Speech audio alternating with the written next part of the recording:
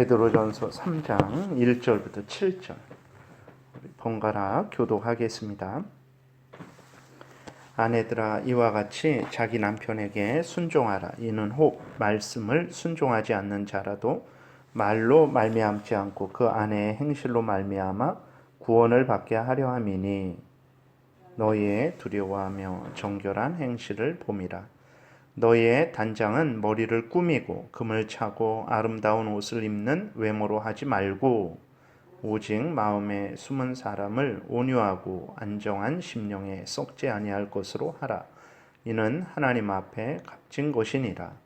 전에 하나님께 소망을 두었던 거룩한 부녀들도 이와 같이 자기 남편에게 순종함으로 자기를 단장하였나니 사라가 아브라함을 주라 칭하여 순종한 것 같이 너희는 선을 행하고 아무 두려운 일에도 놀라지 아니하면 그의 딸이 된 것이니라. 남편들아 이와 같이 지식을 따라 너희 아내와 동거하고 그를 더 연약한 그릇이요 또 생명의 은혜를 함께 이어받을 자로 알아 귀히 여기라. 이는 너희 기도가 막히지 아니하게 하려 함이라. 아멘.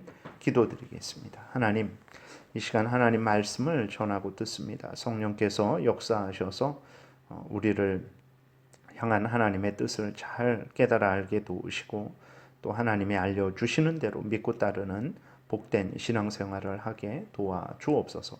하나님, 오늘 주일입니다. 오고 가는 발걸음을 안전하게 지켜주시고 예배드릴 때 복되고 평안하게 예배드리게 도와주옵소서. 하나님께서 정말 하나님의 영광을 위하는 모든 하나님의 택한 백성들에게, 하나님의 은혜를 구하는 모든 하나님의 택한 백성들에게 은혜를 부어 주옵소서.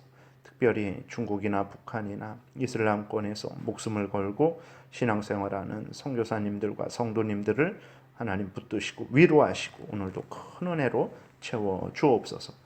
이 나라에도 하나님 은혜를 내려주셔서 나라의 대통령과 위정자들이 올바르게 잘 통치할 수 있도록 도우시고 하나님 또 국민들은 늘 깨어서 자신의 본분을 다하는 나라가 되게 도와주옵소서. 무한표렴이 속히 하나님의 크신 은혜로 사그러들 수 있도록 인도하여 주옵소서.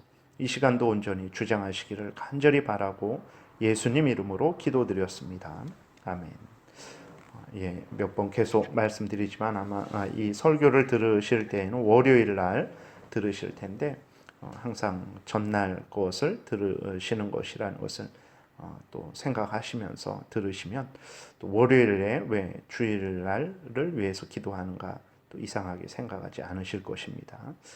오늘 그 본문에서는 이제 어제 말씀드렸던 것에 이어서 남편과 아내들이 어떠한 마음과 태도로 삶을 살아야 되는지에 대해서 베드로 사도가 우리에게 알려주고 있는 것을 보게 됩니다. 특별히 3절부터 보게 되면 너희의 단장은 머리를 꾸미고 금을 차고 아름다운 옷을 입는 외모로 하지 말고 오직 마음에 숨은 사람을 온유하고 안정한 심령에 썩지 아니할 것으로 하라. 이는 하나님 앞에 값진 것이니라. 여기에서 이제 베드로 사도가 전하는 하나님의 뜻은 여인들이 자신을 꾸미는 것을 하지 말아라 라고 말하는 것이 아닙니다. 그것은 얼마든지 이렇게 허락된 하나님의 은혜죠. 그래서 여인들이 자신을 아름답게 꾸미는 것은 얼마든지 가능한 일입니다. 근데 오늘 본문에서 말씀하는 것은 사치와 허영심으로 꾸미지 말라라는 거예요. 세상의 가치 기준으로만 꾸미지 말라라는 것입니다. 자신의 영혼을 중시하지 않고 육신의 몸만 중시하면서 꾸미는 것, 그런 것을 막는 것이죠. 하나님 앞에서 자신을 꾸미는 것이 아니라 사람 앞에서, 세상 앞에서 자신을 꾸미는 그러한 잘못된 꾸밈을 하지 말라라는 것을 오늘 본문에서 이야기하고 있는 것입니다. 여인들은 자신을 꾸미되 하나님 앞에서 자신을 꾸며야 됩니다. 또 세상의 것으로만 자신을 꾸미는 것이 아니고 하나님의 말씀으로 자신을 꾸며야 되는 것입니다. 그리고 자신의 이 겉모습만 꾸며서는 안 되고 이제 그 4절에 있는 대로 오직 마음에 숨은 사람, 자신의 그 인격을, 자신의 속사람을 꾸미고 그리스도인답게 자신을 꾸며야 된다라고 오늘 본문에서 이야기를 하고 있습니다.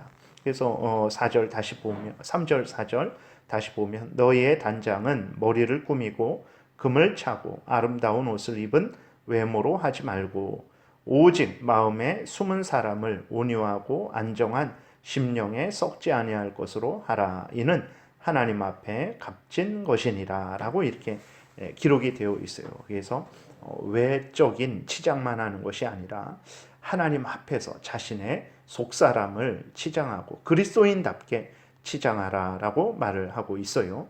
온유함으로 안정함으로 치장하라라고 또 말씀하고 있습니다. 온유라는 것은 교만하지 않고 격분하지 않는 온화한 그러한 순종하는 그러한 모든 행위를 말하는 것입니다. 또 안정이라는 것은 떠들기를 좋아하지 않고 평온을 사랑하는 평화를 사랑하는 그러한 미덕을 말하는 거예요. 그래서 이것들은 이제 인간의 그러한 겉모습으로 어떤 화장품으로 또 어떤 여러 가지 약으로 그렇게 되어지는 것이 아니죠. 성령의 지도하심에 따라서 성령의 은총을 받아야만 이루어지는 그러한 인간의 내적인 그러한 아름다움들입니다. 그러니까 1절 2절에서 이제 아내들에게 하나님께서 원하시는 것이 무엇이냐면 자기 남편에게 순종하는 것을 원하셨죠.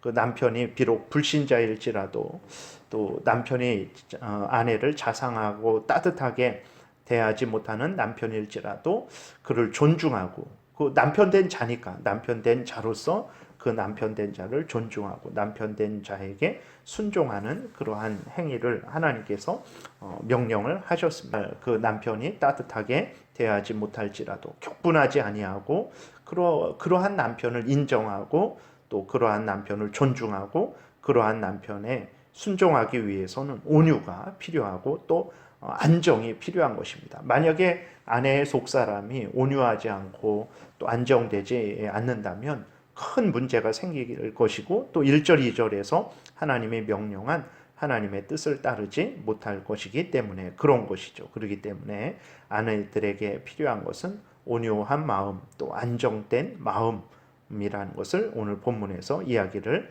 하고 있는 것입니다.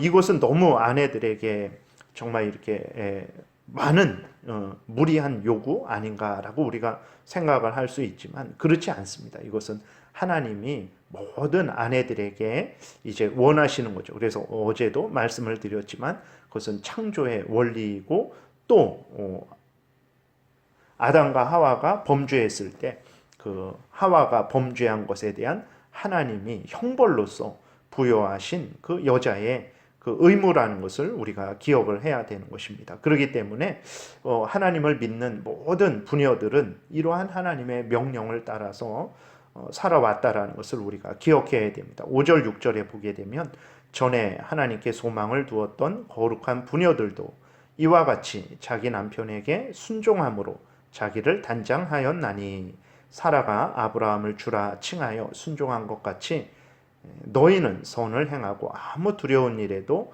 놀라지 아니하면 그의 딸이 된 것이니라.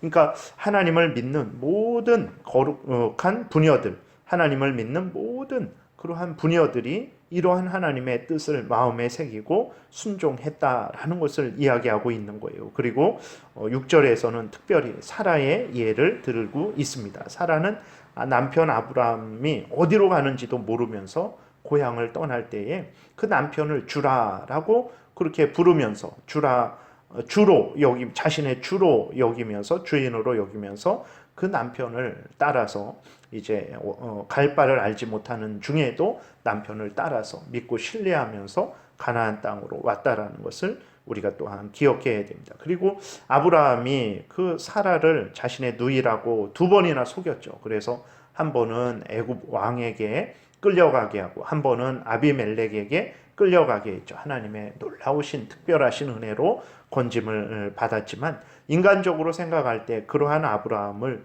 참 어떻게 믿고 따르겠습니까? 그럼에도 불구하고 사라가 온유한 마음으로 안정된 마음으로 그 남편 아브라함을 인정하고 존중하고 남편으로서 인정하고 존중하고 또 함께 가정 생활을 한 것을 우리가 보게 됩니다. 그래서 이렇게 하나님이 원하시는 것, 아내들에게 원하시는 것은 바로 하나님의 뜻에 따르는 것이라는 것을 우리가 기억을 해야 되겠습니다.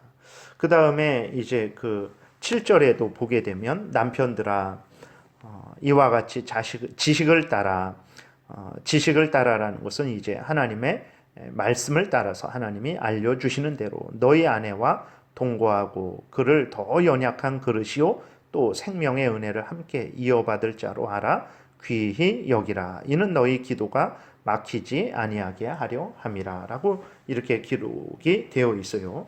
남편들은 또 아내를 어떻게 생각을 해야 되는 것입니까? 정말 하나님의 뜻을 따라서 아내를 대해야 된다는 것을 기억을 해야 됩니다. 자기 마음대로 아내들만 뭐 온유한 심령, 안정된 심령으로 남편을 대해야 되는 것이 아니라 남편들도 마찬가지라는 것을 기억을 해야 됩니다. 지식을 따라라는 것은 하나님의 말씀을 따라 하나님이 가르쳐 주신 대로 아내를 대해야 된다라는 거예요. 자신의 반려자로서 자신을 도와서 하나님의 영광을 드러낼 자로서 자신의 갈비뼈로 만들어진 자신의 참된 살이요 참된 뼈로 하나님이 아내를 주셨다라는 것을 그렇게 깨달아 알고 아내를 대해야 되는 것입니다. 그리고 또 이제 신체적으로도 보게 되면 남자가 좀 강하죠. 여자는 약합니다. 그래서 그 연약한 여자를 이해하고 또 연약한 여자를 보호하는 그러한 남편으로서의 본분을 다해야 되는 것입니다. 자기가 힘이 세다고 그 힘을 가지고 아내를 강압적으로 억누른다라는 것은 그것은 하나님의 뜻을 따르는 것이 아니라 하나님의 뜻을 거역하는 잘못된 일이라는 것을 우리가 기억을 해야 됩니다. 그리고 또 아내는 생명의 은혜를 함께 이어받을 자라는 것을 알아야 됩니다. 아내는 남편과 함께 하나님의 은혜를 받고 또 영원한 천국을 상속받을 자라는 것을 기억을 해야 되는 것입니다. 하나님이 남편들에게만 하나님의 은혜를 주시는 것이 아닙니다. 부부가 함께 하나님의 은혜를 받아 누리는 동등한 존재라는 것을 우리가 늘 기억하고 남편들은 아내를 존중해야 되는 것입니다. 그래서 그 아내를 귀히 여겨야 되는 것이에요. 에베소서 5장에서는 예수 그리스도가 교회를 위해서 자신을 준 것 같이 남편들이 아내를 위해서 자신의 생명을 줘야 된다라고 이렇게 이야기를 하고 있는 것을 보게 됩니다. 이렇게 하나님의 뜻대로 남편들이 또 행할 때, 아내들이 행할 때 그들은 하나님 앞에서 하나님을 믿고 섬기는 일이 아주 이렇게 방해가 되지 않고 오히려 더욱 하나님 은혜 안에서 풍성하게 되어질 것이라는 것을 우리가 기억을 해야 되겠습니다. 그래서 오늘 본문을 통해서는 이제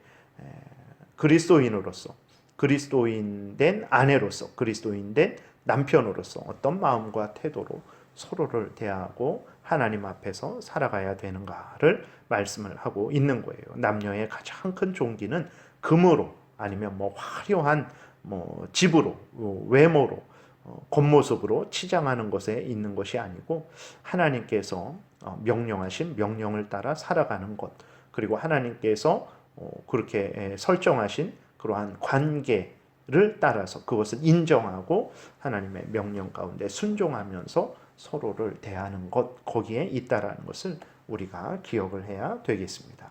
기도드리겠습니다. 살아계신 하나님 아버지 오늘도 은혜를 내려주셔서 감사를 드립니다.